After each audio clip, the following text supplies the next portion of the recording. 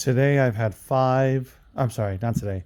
This week, it's Friday, so between yesterday and today, I've had five or six either donations,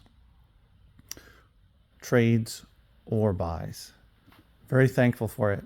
But when one is trying to get through stacks of boxes of CDs over here and over there, and all of these boxes of books that I had donated to me, what is now 2 weeks ago, it's hard to do that. So I'm sort of balancing in between being extremely grateful that I built up my local retail store.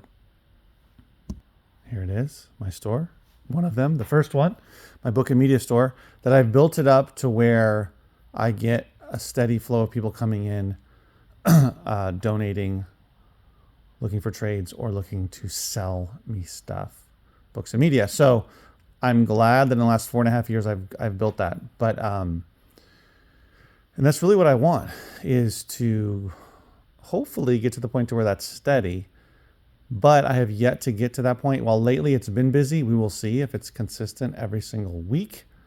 But ideally that enough is coming in to where I don't need to eventually order more mixed media Gaylords. However, I would have to become sort of like a thrift store level in terms of quantity of where I want to go, which is getting through a lot, like getting through a Gaylord a week essentially worth of course, not books, but of media, of CDs, DVDs, audiobooks, video games, and some other types of media sprinkled in there. There might be some VHS tapes. There might be some cassette tapes.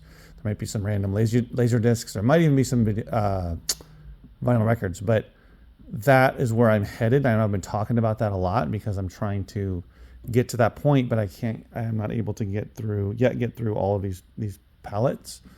And now with all these additional donations and new inventory, it's taking me longer, which is, hey, it's great. But we'll see. We'll see where it goes. We'll see if the store heads me in that definitive direction of getting such a constant flow of new inventory between donations, trades, and buying that I don't need to get mixed media Gaylords. So we'll see. And so far it's been pretty good with that. Like there's 2 crates here from last weekend I have not gone through yet. Another box on top, I went through that, but I haven't gone through that yet. I just started, these are what's left of DVDs that I went through. I had 2 bags that were donated. Just did that right now as I'm about to leave. And then today I got that little box down there, which has a set of Beatrix Potter books. But all of that for $10. Plus there's some other older books in there that might be able to sell on eBay. We'll have to see because that takes some research. And I still have over here those 2 boxes and that CD carrying case, old school carrying case that I have not yet gone through. But I did have this whole space here filled with books, some Blu-rays, and some DVDs as well. So I am happy that I got through all of that. I was determined to do that so that tomorrow, Saturday, when my the person who helps me out on Saturdays comes in, will have some space over here instead of being cramped. So it's already kind of cramped here as it is.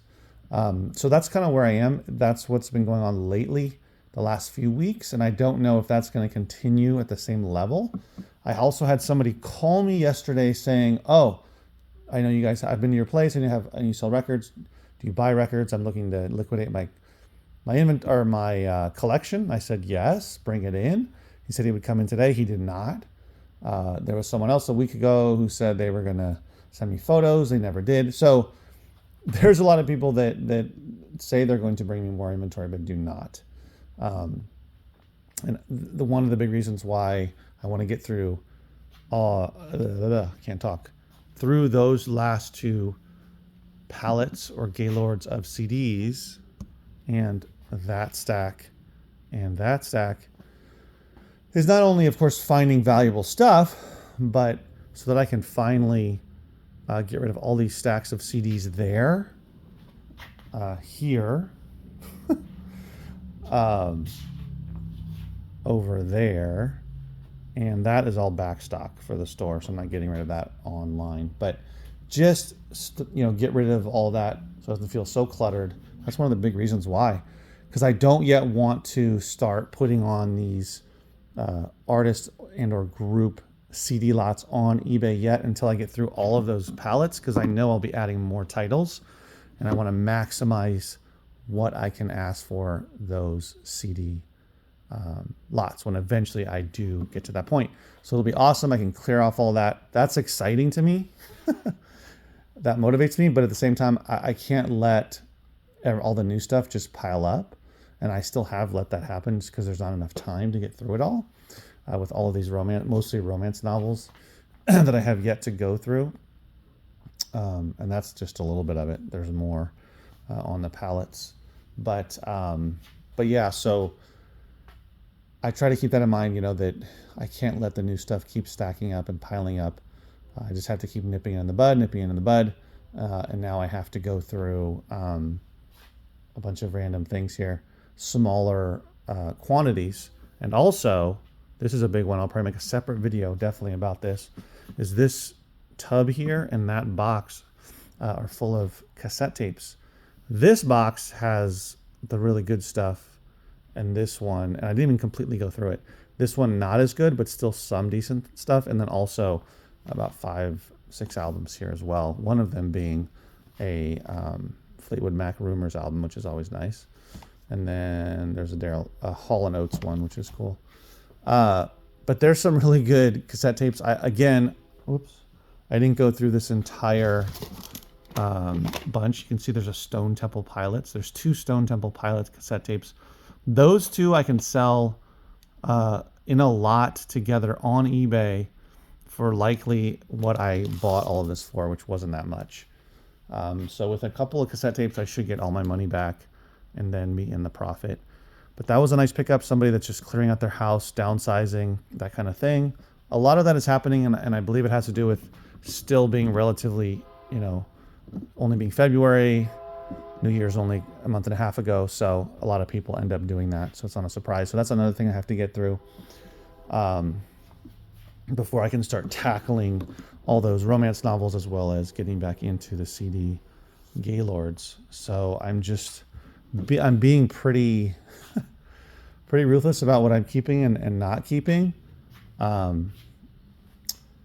Yeah, so like the guy that brought me that little box down there, he comes randomly and he does storage units, so he brings me some stuff, and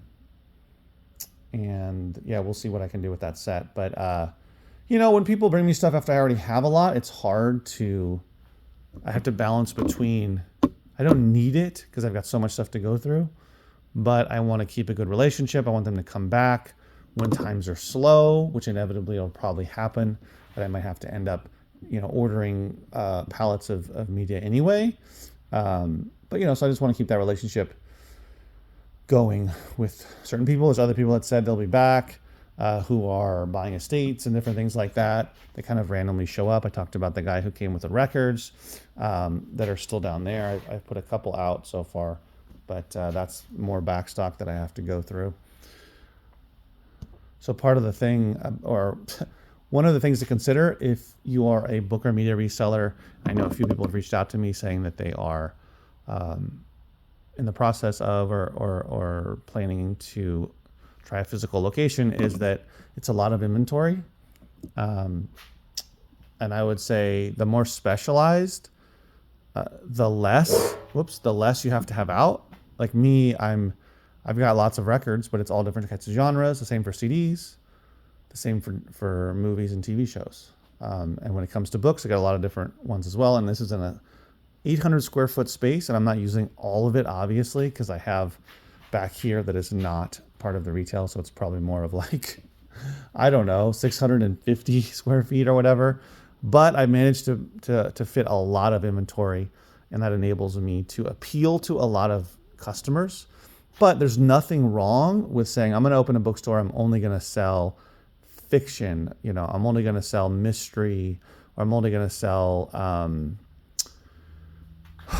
classic books and vintage collectible books, or I'm only going to sell CDs, which would be awesome. What if I only had CDs in here? That would be pretty cool.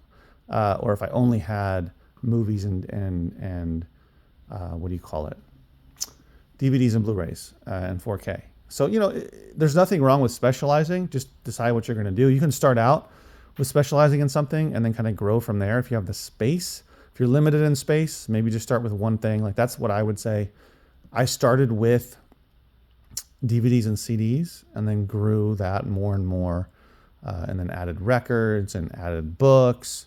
Yeah, and so I fit a lot into the space, and that's one of the things that is good and bad, right? It's good in the sense of appealing to a lot of people, and I really have something for almost everybody that's looking to either read, listen to music, or watch something, or play a video game. I have something for everybody pretty much. Although people still walk in and don't buy anything, but nonetheless. So that's fine if you're considering that. Just know that it's a lot of inventory.